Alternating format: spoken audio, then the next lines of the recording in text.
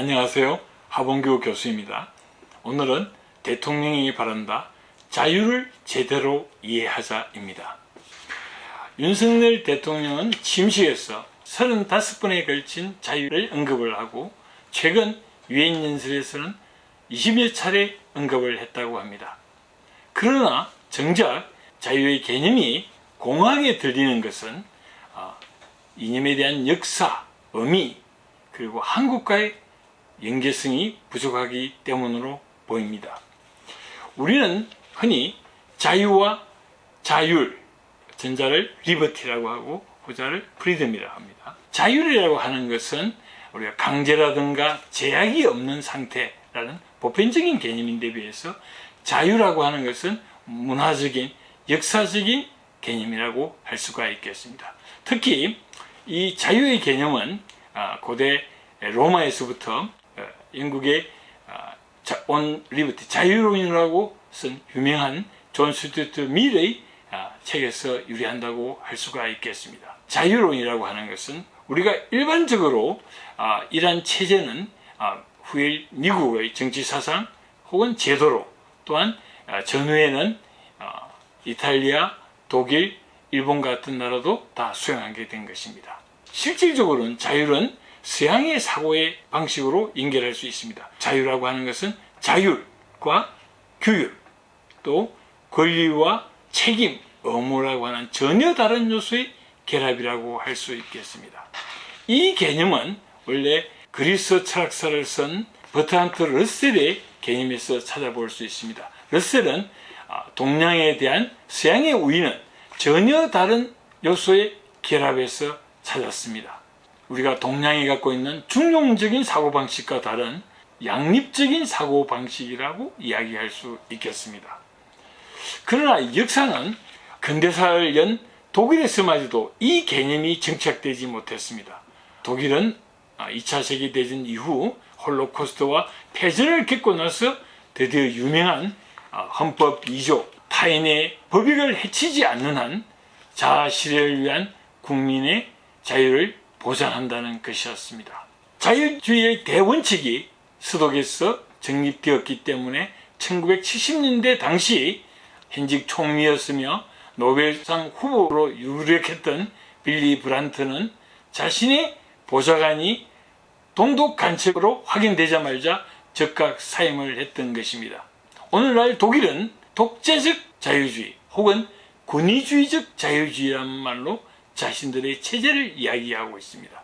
대전언을 쓴 칼 폴라니가 이야기하는 것처럼 정치 권력이 강화되더라도, 국가 권력이 강화되더라도 거기에 대한 시민들의 통제권만 확보된다면 그것은 자유민주주의라고 옹했던 것과 일맥상통한다고 할 수가 있겠습니다. 무지한 사람들은 흔히 한국의 이승만, 박정희, 전두환 대통령의 같은 위대한 지도자들을 폐마하기에 바쁩니다.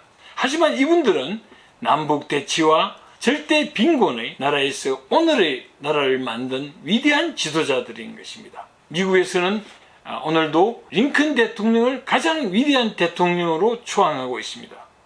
그러나 역사를 보면 링컨 대통령은 통일을 위해서 전쟁을 택했고 전쟁을 이기기 위해서 수많은 언론사들을 통폐합하고 정치인들, 나아가 대법관들까지도 정치적인 협박을 선지 않았습니다.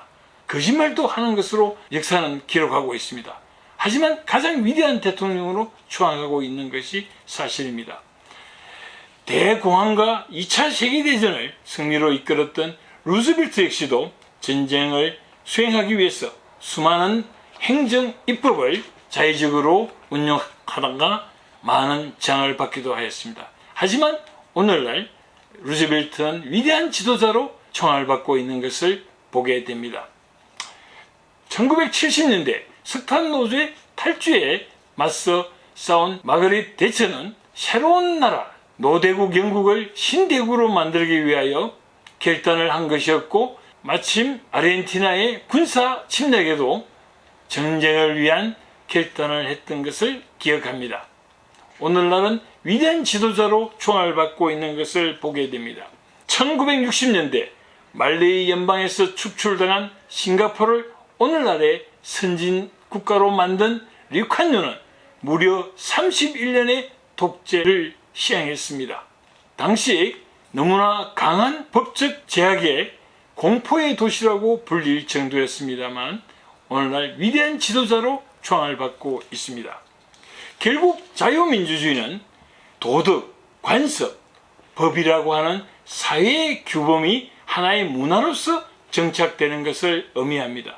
권력, 부, 명예라고 하는 사회적 가치를 분리시키고 최종적으로는 명예로 귀속시키는 것이 바로 자유민주주의라고 할 수 있으며, 자유민주주의는 결국 전제주의와 공산주의와 같은 반자유 체제로부터의 도전에 대한 보다 적극적이고 체계적인 응전인 것입니다. 그러므로 이승만 대통령은 초대 대통령으로서 공산주의 침략에 맞서 추호의 타협을 하지 않았으며 심지어 야당을 타협하게 한 것을 우리는 기억하고 있습니다. 당시 수많은 외국인들이 아시아의 빛나는 별이라고 칭한 것하고 연관이 된다고 말할 수 있겠습니다. 박정희 대통령 각하께서는 조국 근대화를 선택하기 위하여 자질과 지성이 부족한 야당이 아니라 스스로의 장기 집권과 교도주의를 선택했던 악역을 맡았던 것입니다. 오늘날 박정희 대통령의 지도력은 자유세계뿐 아니라 공산국가에서도 존경의 대상이 되고 있습니다. 박정희 대통령의 불행한 종말과 정치 혼란이 예견된 상황에서 정치혁명, 군사혁명을 선택했던 전두환 대통령의 선택도 미국의 링컨 대통령과 루즈벨트 대통령의 선택과 결코 뒤지지 않습니다.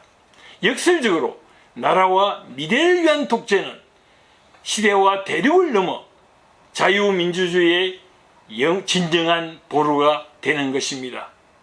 이 글은 보수 애국의 정신적 지주이신 고 김동길 교수님의 영전에 바칩니다. 감사합니다.